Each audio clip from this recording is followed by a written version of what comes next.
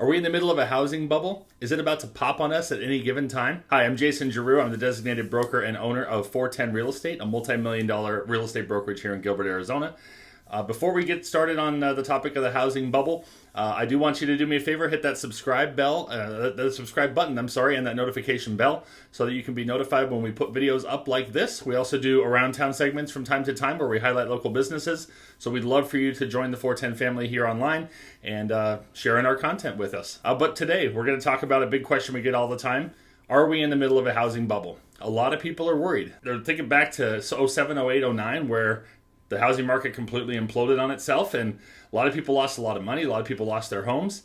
And so they're kind of freaking out because we haven't in Arizona seen values in a market like this ever, even including back in 05, 06. The market today, we just did a market update. If you had a chance to check it out, is doing fantastic in Phoenix. We are about 38% up in value year over year. We have a little bit extra supply coming into the market now, which is actually a good thing because we've been way skewed on the low inventory side for so long. It's nice for buyers to have some options out there. But we're trying to navigate through a very hot seller's market and work our way back into more of a balanced market for buyers and sellers. What we saw in 2006, 2007, leading up into 2008 and the crash was rising prices, which we have today, but also lowering rents. So what was happening was a lot of new build construction was going up. A lot of investors from all over the country and out of the country were buying up these properties and putting them out as rentals. Unfortunately, we did not have population to cover those rentals. So we actually had more housing supply than we had people to live in those houses. So when you have rising prices and declining rates, that's what causes your problems. We're not going to talk today about all of the real estate investment issues on Wall Street and that kind of stuff that also contributed to the crash, nor are we going to talk about the mortgage industry and some of the lending that was happening and things like that. We're not going to discuss that. I strictly just want to talk about it from a real estate and housing market standpoint. So if you look back in 2006, 2007, we had this upward swing on prices. We had a lot of new build constructions going up, communities popping up all over the Phoenix metro area, but declining rents. Those of you that are from this area, you can remember all of a sudden all these new home communities were popping up, and it was really exciting time. You could pretty much put a toothpick and a napkin in your front yard and have your house sold in about an hour. But you also remember when the market crashed, right? And you're driving through these neighborhoods and suddenly you got half-finished homes. You have bankrupt home building companies. You have projects that have started and now become an eyesore, even in the commercial space. I remember there was one by the Chandler Fashion Mall that sat there for years after the crash. It started out, this beautiful building was projected to be built there, and it sat there as literally a stone cave, for lack of a better term. Nothing was there except some stone support walls. What's different about today, though? Today what we're seeing is rising prices on home sales and rising rents. How does that happen? That happens because we have such an increase in population. We have people coming from California. We have people coming from New York, Chicago, a lot of places where some of the closures related to COVID were a little more stringent. Some of the places that may have had higher cost of living to begin with. Arizona has long been known as one of the most affordable states to live in. I think that is changing, and unfortunately for native Arizonans and long-term residents, it's something we're going to have to get accustomed to, that we're no longer that low cost of living state anymore. So all these people coming from all these different places, as well as people moving around, because another thing COVID did for us, it allows a lot of people to work from home now. And when you're able to work from home, you start reevaluating your home life, right? And when you're having your kids have to do home schooling or virtual schooling, you have to start reevaluating your home life. And you look around the room and you say, man, I've got a pretty nice house, what I thought it was a pretty nice house, but now that I've got everybody in here all the time, it just doesn't meet our needs anymore. So you have a lot of increased population from out of state coming in. You have a lot of people within town just moving around, trying to figure out the best setup for their home life and their work life.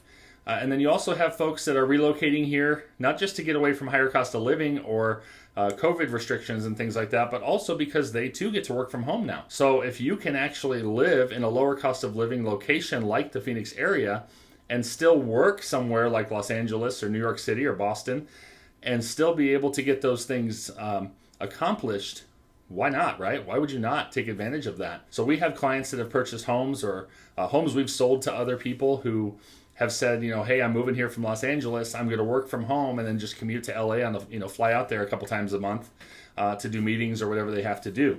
It's such a low commute. It's such a low cost of a flight. The cost of living offset is amazing. All that to say, we have an extreme increase in population going on in the Phoenix metro area. And what that's doing is driving both the cost of sales and the cost of rents up because supply is much lower than demand. I talked earlier that we were so skewed on the seller side. What that means is we're supposed to have about 3 to 5 months of inventory. That's considered balanced, right, in the real estate market. We were down as low as about a half a month of supply on the market. At one point, we only had about 4,000 or 5,000 homes on the market, and we were selling 9,000 or 10,000 a month. So that's a very low supply. Now, if you factor that in on the sales side, and then you know that the rent side has 1 rental for every 5 closed sales, that tells you how low the rental supply is as well. Last month, we only closed about 1,700 rentals through the MLS compared to, 9,500 homes. So that was even more skewed than that. And, there's a lot of rentals that are out there that don't use the MLS for marketing and things like that. So that might be a little bit off. But just know that both supplies are extremely, extremely low. So when you have low supply and you have increasing population, obviously basic economics, right? Low supply, high demand equals increased costs. So what we're not seeing is this artificial ballooning of the housing market where investors are coming in and buying up all this supply, driving the prices up, and all those things, but not having anyone to fill them and not being able to keep them rented and therefore avoid things like foreclosure and things like that. We're also not seeing some of the predatory lending practices I talked about earlier, and we're not seeing a lot of the same Wall Street investment strategies that are going on. All that to say, when you look at the charts and figures and facts, there isn't a visible bubble like we saw back in 06, 07. This is organic growth. This is organic inflation of prices. And yes, it's probably skewed a bit and higher inflation than it should be. And will we see a correction? Yes, absolutely we'll see a correction. The market always does this throughout time. But the good news is, as it's doing this, you're going up as well. So long-term real estate has always worked out well. It just has to go through those bumps. But I think when we hear correction, we're not talking about a crash, we're talking about a correction.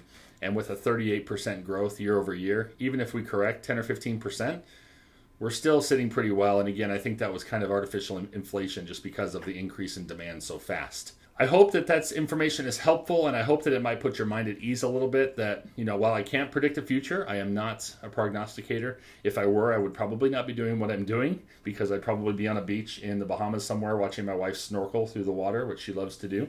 What I can tell you is that from all the facts and figures and from what we're hearing from the folks that get paid the big bucks to figure this stuff out and to monitor the housing market and really watch the trends and trajectories, there's no evidence that we're seeing now that shows similar effects to the housing bubble that existed pre-2008. Hopefully that was helpful. If this information is helpful, do me a favor, hit the share button and share this with a friend and let them know that they don't have to panic as much either. And just appreciate you watching, appreciate being part of the 410 family, and we'll see you again next time.